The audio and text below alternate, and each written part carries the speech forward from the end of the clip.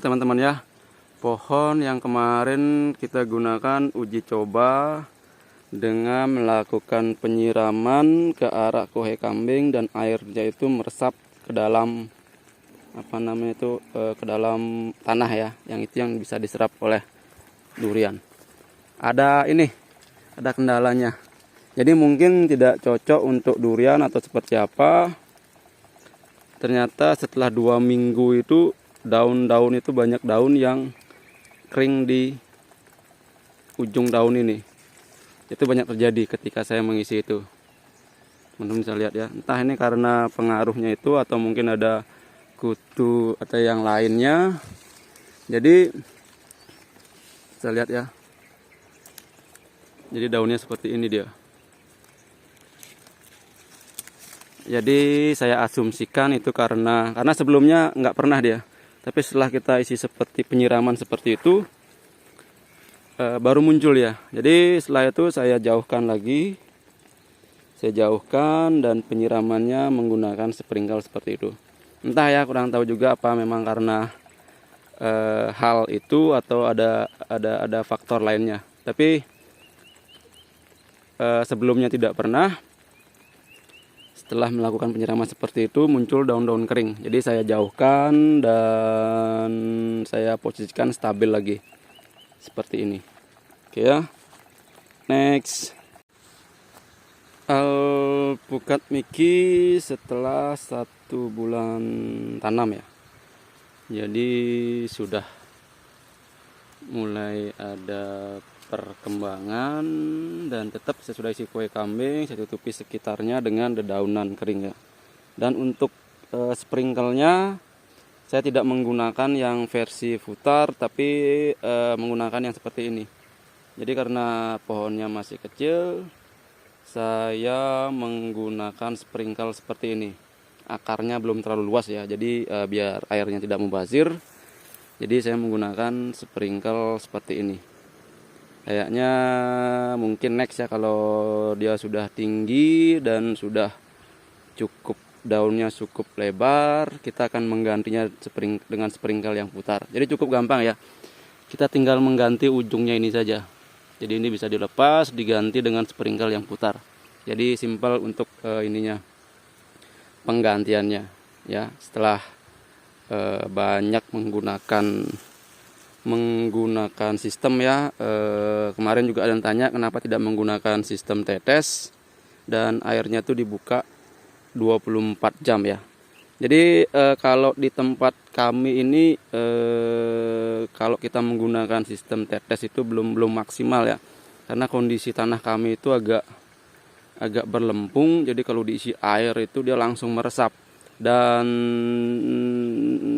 kalau dilihat dari kemarin itu ada beberapa durian yang kami menggunakan sistem tetes itu, dia balik rayap itu naik dia.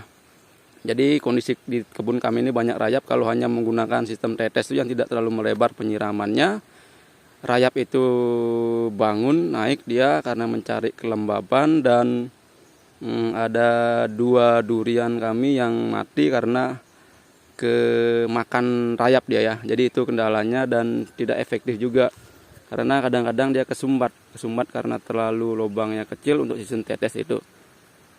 Jadi beberapa sistem sprinkle sudah kita gunakan dan ini yang terakhir ya, yang cukup bagus, yang menurut kami itu ya efektif lah. Jadi perkembangannya itu udah kelihatan. Walaupun kita menyiramnya itu hanya 2 minggu sekali dan dengan durasinya itu per minggu di hari Rebo itu sekitar jam 7.30 sampai jam 8, jadi hampir 1,5 jam. Dan di hari Sabtu juga.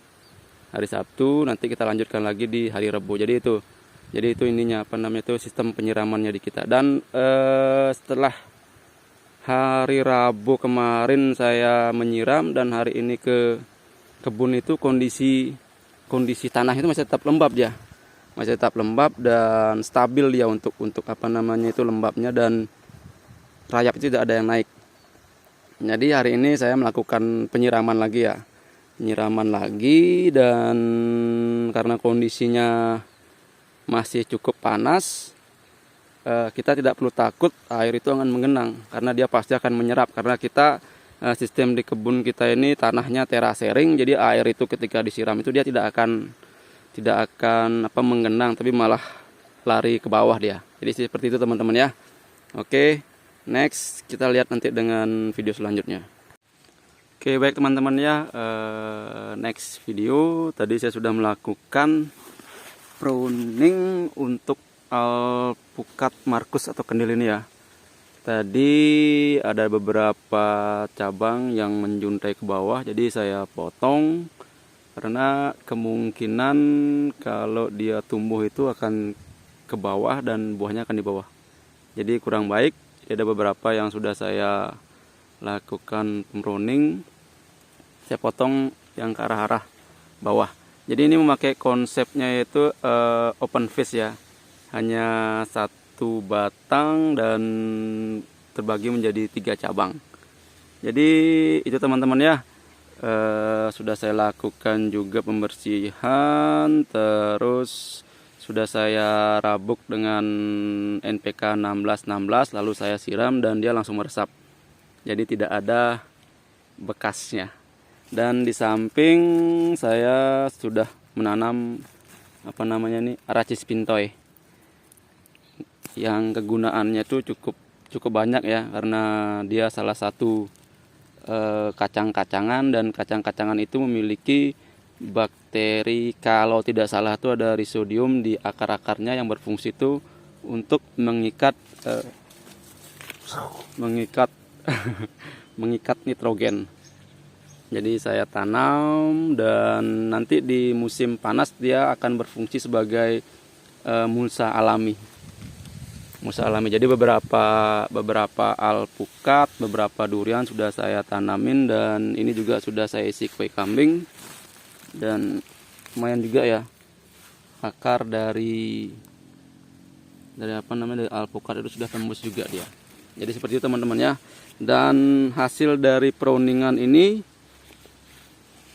ya, saya potong beberapa, mau saya jadikan entres karena saya ada beberapa alpukat dari biji yang saya tanam di rumah. Jadi itu teman-teman ya, yang mau bergerak di alpukat karena tidak memiliki modal, ada beberapa solusi. Teman-teman bisa ke penjual jus alpukat, dan kita bisa minta bijinya itu untuk kita tanam ya teman-teman. Jadi tidak ada kendala dan pasti ada solusi buat teman-teman yang mau mulai ya. Kita tanam aja dulu bijinya, nanti setelah tumbuh dan ada beberapa pohon alpukat ini mungkin yang saya pruning, nanti teman-teman bisa menggunakan potongan dari hasil pruningnya ini sebagai entres. Jadi itu teman-teman ya, kedepannya seperti itu. Teman-teman yang pengen memulai dan mungkin kurang modalnya minim dan ingin memulai alpukat, mungkin itu salah satu solusi ya. Teman-teman bisa mulai dengan ya seperti itu tadi, kita beli bijinya di dagang jus alpukat, dan saya bilang itu termasuk cukup bagus karena rata-rata buah yang dijual dari penjual alpukat adalah buah-buah yang sudah masak benar ya. Jadi bijinya sangat bagus daripada kita yang menggunakan jatuh-jatuhan dari pohon alpukat. Jadi itu seperti teman-teman, banyak solusi ketika kita memulai sesuatu. Dan kedepannya project di kebun saya ini juga akan seperti itu. Buat teman-teman yang mau memulai, cukup dengan mempersiapkan batang bawahnya dengan membeli biji alpukat dan mulai menanamnya. Nanti setelah tumbuh besar dan pas untuk disambung, mungkin bisa menggunakan dari hasil pruningan di kebun saya ini. Jadi seperti itu teman-teman. Jadi ya, kita bareng-bareng memulai, kita bareng-bareng belajar ya bagaimana tentang alpukat itu. karena kedepannya potensi alpukat itu sangat luar biasa teman-teman. Oke ya teman-teman, sekian dari saya, dan tetap berjuang, tetap konsisten di segala bidang. Setungkare kita bisa membantu perekonomian keluarga dan akhirnya mewujudkan impian para pemimpin kita untuk menjadikan Indonesia maju dan Indonesia emas. Terima kasih.